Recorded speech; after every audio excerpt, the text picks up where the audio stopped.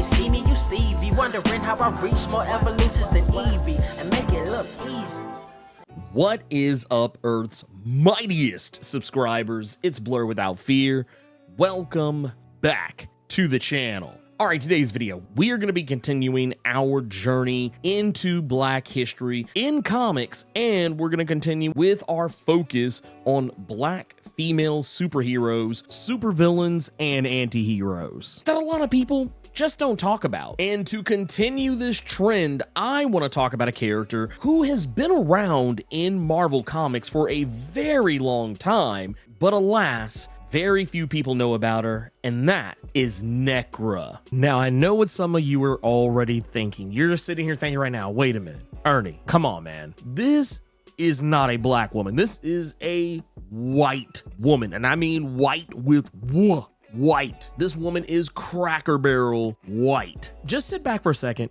Let me cook for a little bit, and you'll know why I'm putting this character front and center. Necra is a mutant who first appeared in Shanna the She-Devil #5 in 1973, and she was created by the likes of Steve Gerber and Ross Andru. When we're first introduced to Necra, she is born from a woman named Gemma Sinclair, a cleaning lady at the Los Alamos National Laboratory. And while she worked there, she was pregnant with Necra, but was also caught in the blast of an exploding reactor that bombarded Gemma with radiation, causing Necra to mutate while she was in the womb. Necra was born seemingly at first with albinism and what you could easily call vampiric features, having both pointed ears and sharp fangs, as well as incredibly pale white skin, despite the fact that both her parents were black. Her parents hated her because she looked different from them,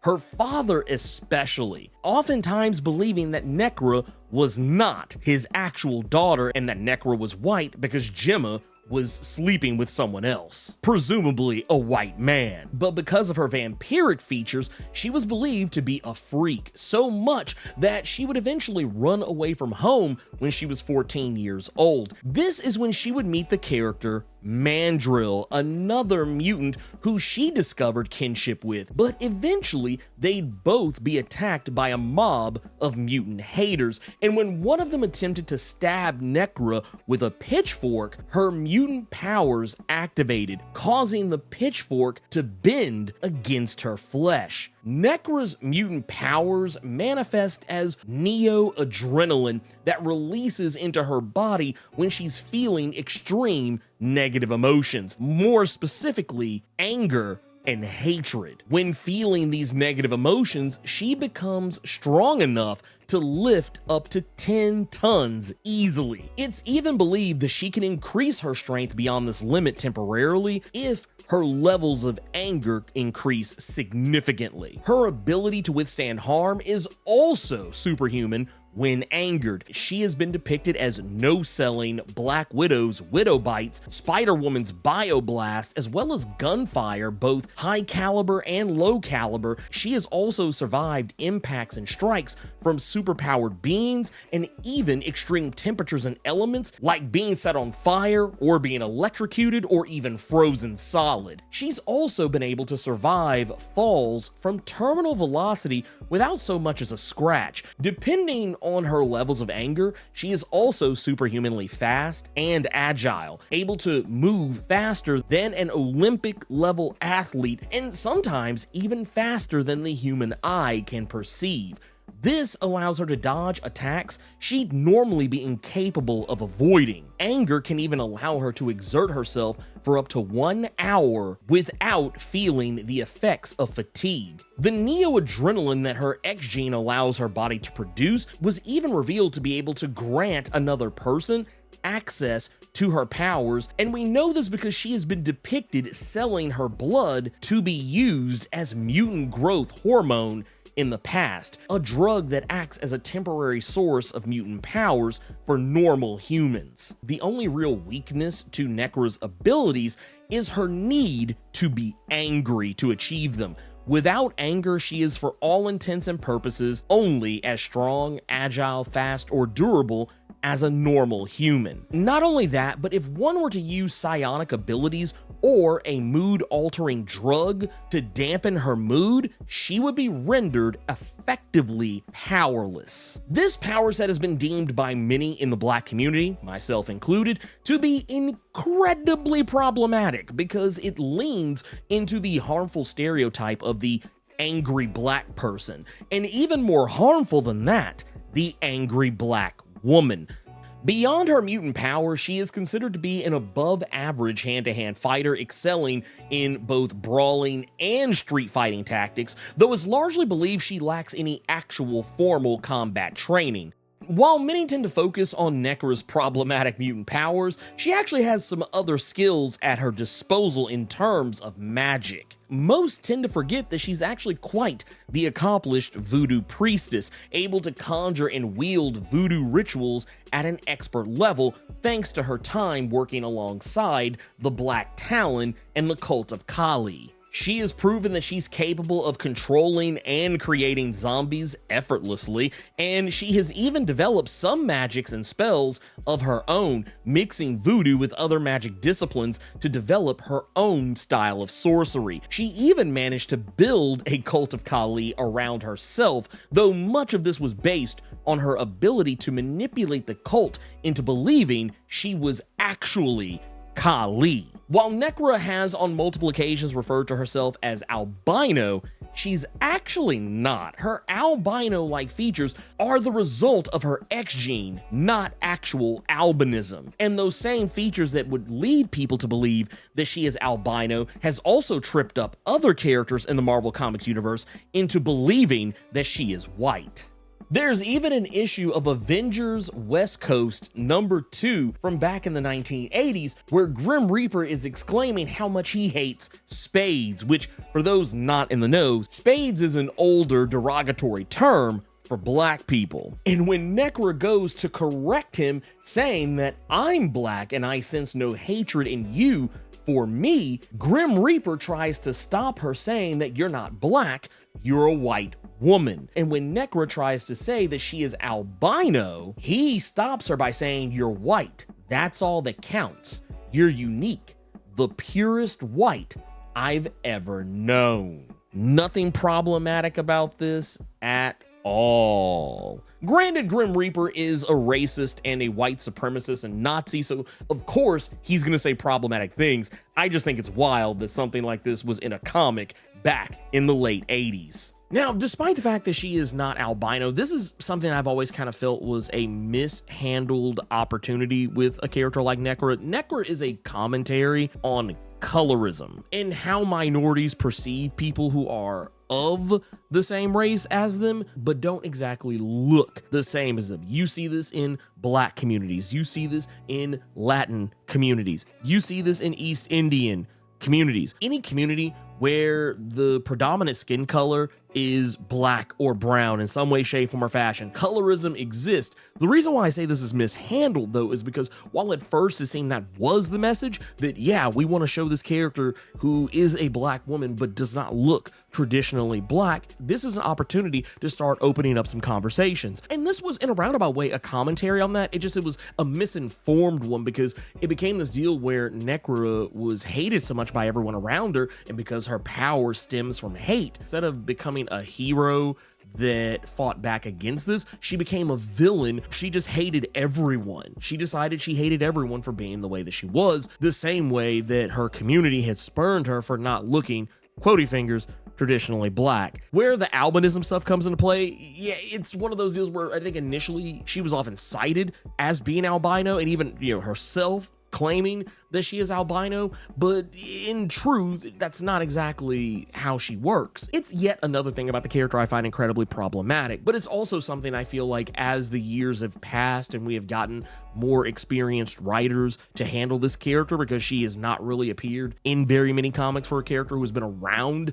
as long as she has. But I feel like it is getting better, especially recently with the stuff that's been going on in Sabretooth and the Exiles and the current Wolverine series. I feel like those things are starting to take a turn for the better. Another interesting thing about Necra is that while early on, Necra was largely believed by many Marvel fans to be the sister of the villain Mandrill, this was never actually true. Despite the Avengers records seemingly stating as much, they are more self-adopted brother and sister. They both have very different parents, with Mandrill being born from 2 white parents and Necra being born from 2 black parents. The only relation their parents have to one another is that Mandrill's father and Necra's mother worked in the same nuclear research facility and both absorbed the same radiation that led to both of these characters being born as mutants. And while both treated each other as brother and sister, it is actually true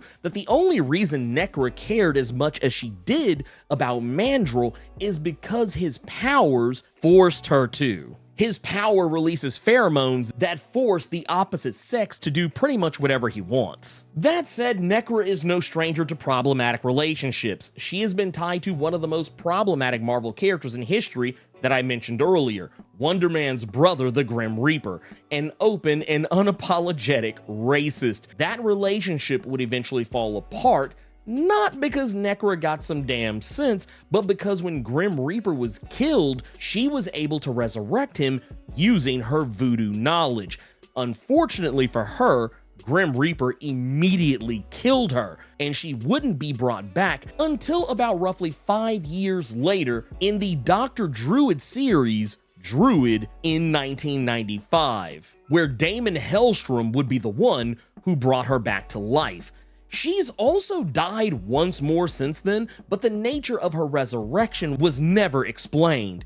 All that was known is she died while working with the Grim Reaper during 2010's Marvel event, Chaos War, but was later seen roaming around the Bar with No Name, hugged up with Conan the Barbarian in Savage Avengers number 16 in 2020. If one had to hazard a guess, it's likely she was brought back to life on Krakoa after Mutant Resurrection was revealed in 2019's House of X number 5. Necra spent a large portion of her time as a villain, and it was mostly for characters like Spider-Woman, Shanna the She-Devil, Spider-Man, so on and so forth, and very rarely in her past has she ever been depicted as anything remotely close to a relatable figure or even a sympathetic villain. And while it's not to say no one tried, I don't think anyone ever did it successfully until Victor Laval's Sabretooth series. In that series, Necra became a much more interesting and nuanced character. Her character was given an opportunity to walk back some of those problematic moments in her life, like dating a whole white supremacist, being like head over heels in love with him for that matter, and how she used cults to try to obtain power. She's grown to become something so much better, and it's even in a loose way been hinted that maybe her power could be used in more interesting ways, less problematic ways than having to rely so much on negative emotions. And maybe one day potentially she'll be able to channel her power using positive emotions. It's not something that's necessarily stated out loud or explicitly, but it is something that's greatly hinted at, that her superpower can be more than just being an angry black woman. Necra is most certainly a product of her time, and that is honestly putting it incredibly lightly. Necra was always, as a result of her powers and circumstances of her birth, fueled by hatred, even dedicating much of her life to it. She's come a long way since then, and while she is no saint today, she's very much decided that she would only let her own ambitions dictate her actions going forward, never the ambitions and dreams of other people. The interesting thing about her time in Krakoa is how we are reintroduced to her, because technically, while yes, we saw her in that issue of Savage Avengers, we didn't really see her doing anything. She didn't say anything, and she wasn't given any story there. She just kind of appeared out of nowhere. But once we are reintroduced to her in Victor Laval's Sabretooth series, she's reintroduced as what is effectively a revolutionary. As a mutant, she worked within the system of Krakoa as someone who protected Krakoa's borders. And while in the Krakoan era, mutants are not allowed to kill humans, that's exactly what she did. She killed humans in order to protect her home, a home that she never got to have. And I would forgive people for not remembering this because she barely featured in it, but characters like Frenzy and Necra were spurned from being a part of Utopia back when that was a thing. So the idea that Necra was finally getting to be a part of something and being treated as though she's not less than, that she is equals amongst her fellow mutants, it just became even worse when she realized that because she did everything within her power to fight back against those who would attempt to invade her home, that she was exiled for it. She was placed in the pit with Sabretooth alongside other characters who had done things that honestly I don't feel were punishable crimes. Like, yeah, sure, Krakoa has rules, but those rules are incredibly stupid because they allow people to break them when it suits them and not punish them at all. But the way everything is framed in the Sabretooth series is that Necra was treated the way she was because while yes, she is a mutant, unlike some other mutants, she doesn't have the benefit of being a mutant who can pass for normal. And that was a huge thing that was talked about in Victor LaValle's Sabretooth series. The idea that while yes, you are a mutant, but you don't look like a normal person. You are obviously a mutant. And when you would imagine that an island nation of mutants where it's perfectly okay to be amongst your people, you don't have to worry about being judged for who you are because everyone is exactly the same as you. At the same time, it became obvious to Necra that this wasn't the case. They weren't equals. And this is what's led her on the revolutionary path that she has taken in the House of X era. And while she was exiled from Krakoa, sentenced to life in the pit for killing humans, she has since escaped her imprisonment and working alongside other exiled mutants to build a better place for those mutants Krakoa has ignored.